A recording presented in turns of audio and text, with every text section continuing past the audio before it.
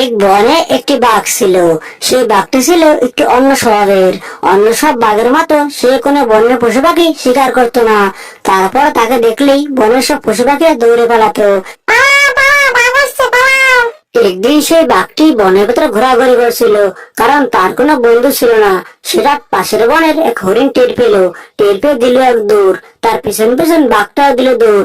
আর বাঘ বলল, দাঁড়াও দাঁড়াও হরিণ ভাই, দাঁড়াও, আমি তোমার বন্ধু হব। তুমি আমাকে দেখে পালাচ্ছ কেন? আমি তোমাকে কিচ্ছুটি বলবো না, দাঁড়াও। সেটা কোনো কিছুতে সম্ভব না বাঘ মশাই। এই আমি গেলাম। বাঘ কোনোদিন হরিণের সাথে বন্ধুত্ব হতে পারে না। পরে তুমি আমার ঘাড় মটকাবে। এই আমি তোমার থেকে চলে গেলাম। আমি বুঝতে পারলাম না, আমি কাউকে কিছু বলি না, কাউকে স্বীকার করি না, তারপর সবাই আমাকে দেখে কেন পালায়? আমি এখন আস্তে আস্তে সেই হরিণের বাসার সামনে যাই, গিয়ে জিজ্ঞেস করি, তুই আমাকে কেন ভয় পাস? আমি তো তোর বন্ধু হতে চাই।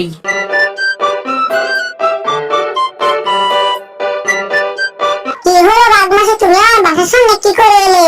আর তুমি আমার পেছন পেছনে কেন দৌড়াও? তুমি আমার কাছে কি চাও? সত্য কথাটা বলো তো দেখি। আরে হরিণ মশাই, তোমার কাছে কি এইবা আছে? আর কি এইবা চাইবো? তুমি আর কোনো কথা না বলে তুমি আমার বন্ধু হও, আমি শুধু এটাই চাই। কিন্তু আমি যে তোমাকে ভয় পাই, তাহলে তোমার বন্ধু কিভাবে হবো? আরে তোমাকে নিয়ে আমার হয়েছে এক জ্বালা। আরে সাই, আমাকে তো কেউ ভয় পায় না, তাহলে তুমি কেন ভয় পাও? তুমি আমাকে পরীক্ষা করে দেখো, তারপর আমার বন্ধু হও। তাহলে শোনো বাঘ মশাই, আমার একজন অভিভাবক আছে। সে আমাকে ছোট থেকে লালন পালন করে বড় করেছে। কারণ আমার মা ছোটবেলায় মারা গিয়েছিল। আমি তার কাছ থেকে অনুমতি না নিয়ে তোমাকে কিছু বলতে পারবো না। তাহলে চলো আমার সাথে। তাহলে চলো হরিণ ভাই, তুমি যা বলো তাই হবে। আমি তোমার সব শর্তে রাজি আছি, চলো।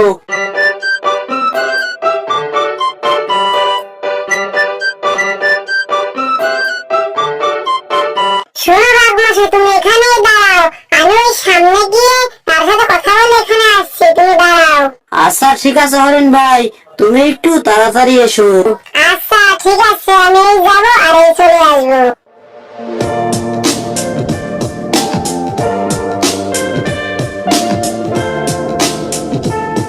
পিসি, আরে ও পিসি শোনো, তোমার কাছে একটা বিপদে পড়ে এলাম। তুমি আমাকে একটা বুদ্ধি দাও। কি রে বাছা, তুই হঠাৎ করে এখানে এতদিন পরে? তো কি মনে করে? তাড়াতাড়ি বল, তোকে তো আজকে আর দেখাই যায় না। আর বলো না পিসি, কি আর বলবো তোমাকে। আমি এখন অনেক ব্যস্ত থাকি। আর এখন আর নতুন ঝামেলা এসে কাঁধে উঠেছে। এক বাঘ এসে আমার সাথে বন্ধুত্ব করতে চায়। তাই আমার পিছে পিছে ঘুরছে। তাই তোমার কাছে বুদ্ধির জন্য এলাম। এখন বাঘ বেটাকে কি করে দৌড়ানো যায়? কি বলিস বাছা, এত অলক্ষণী কথা রে।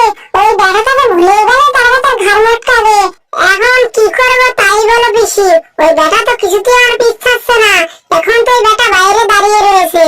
তাহলে তুই আমার সাথে চল, দেখি বেটাকে একেবারে বন্ধু হাত মিটিয়ে দেবো।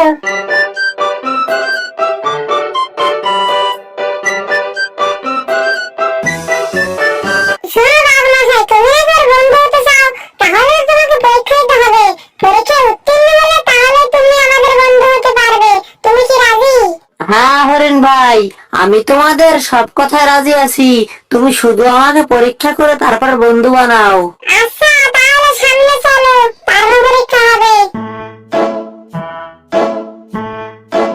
এই যে পাহাড় দেখা যাচ্ছে, এই এক পাহাড়ের উপরে উঠে আরেক পাহাড়ে লাফ দিয়ে যেতে পারো, তাহলে তুমি পরীক্ষা পাস করতে পারবে। আর তাহলে আমাদের বন্ধু হতে পারবে। তুমি কি রাজি? হ্যাঁ নিশ্চয়ই রাজি, আমি তোমাদের সব পরীক্ষা দিতে রাজি আছি। এই আমি পাহাড়ে উঠছি। তারপরে সে বাঘটার কথা বলেই পাহাড়ে চূড়া উঠে পড়লো, আর ওখান থেকে লাফ মারলো। তারপর সে মারা গেল। তারপর হরিণ দুটি অনেক দুঃখ পেল, আর দুঃখ পেয়ে আফসোস করে বলল, হ্যাঁ হ্যাঁ, এ তো সত্যি সত্যি আমার বন্ধু হতে এসেছিল। সে দুঃখতে পরে মারা গেল। আমি তো অনেক বড় অন্যায় কাজ করে ফেললাম।